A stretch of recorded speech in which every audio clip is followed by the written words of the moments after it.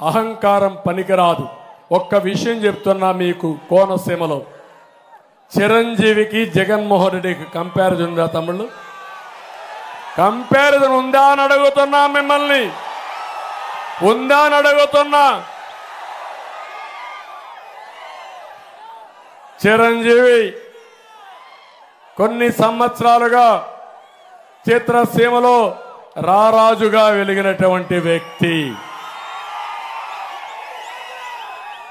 వారి యొక్క కళామ తల్లికి చేసిన సేవలు గుర్తుపెట్టుకొని కేంద్ర ప్రభుత్వం కూడా పద్మ విభూషణ్ ఇచ్చారా లేదా అని మిమ్మల్ని అడుగుతున్నా. అదే మరిగా Rajamouli one of the best director. ఆయన సినిమాలు తీశాడు, బాహుబలి ఇవన్నీ,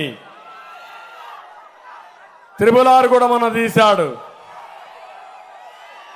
ఆయనకు కూడా పద్మభూషణ్ ఇచ్చారు. అలాంటి మహామహుల్ని, సినిమా హీరోల్ని పిలిపించి ఇంటి దగ్గర అవమానం చేసిన విధానం ఒక్కసారి మీరు గుర్తుపెట్టుకోవాలి. నేను 14 సంవత్సరాల ముఖ్యమంత్రిగా ఉన్నా, ఏ నటుడు కూడా నేను అవమానం చేయలా. నటుల్ని గౌరవించిన సంస్కారం మాది.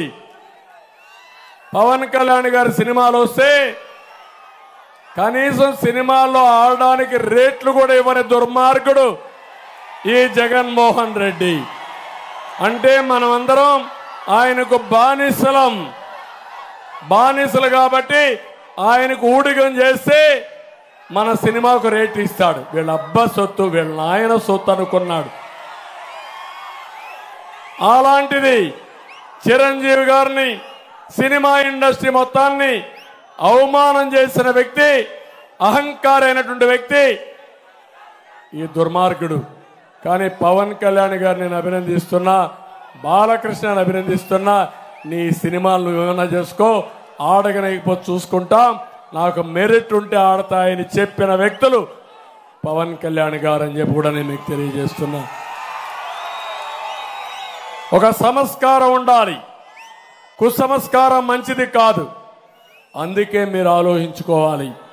సంస్కారం లేని వాళ్ళు అదే అంటారు పెద్దవాళ్ళు సుభత శతకంలో, సునకాన్ని తీసుకుపోయి సింహాసనం పైన కూర్చొని పెడితే దాని బుద్ధి మారదని. అదే జరిగింది రాష్ట్రంలో. అందుకే మీ ఉత్సాహం చూస్తే ఇక్కడే ఉండిపోవాలనిపిస్తా ఉంది, కానీ ఇప్పటికే ఆలస్యం అయింది. అందుకే కోరుతున్నా, ఈరోజు మేము మా ఇద్దరికి ఫుల్గా నిద్ర వస్తుంది. గట్టిగా చెప్పాలి, హలో ఏపీ. హలో ఏపీ అంటే bye bye Jagan. Hello AP, hello AP, hello AP, hello AP, hello AP. సిద్ధంగా ఉన్నారు? ఓకే, చాలా సంతోషం. అందరికీ నమస్కారాలు. జై హింద్.